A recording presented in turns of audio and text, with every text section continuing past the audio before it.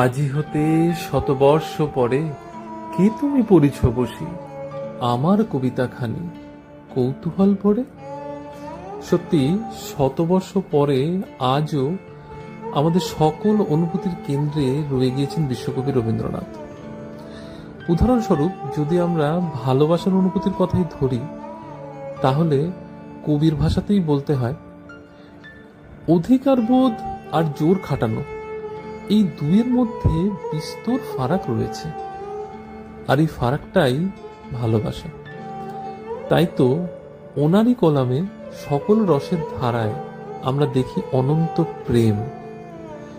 তোমারই যেন ভালোবাসিয়াছি শতরূপে শতবার, জনমে জনমে যুগে যুগে অনির্বার।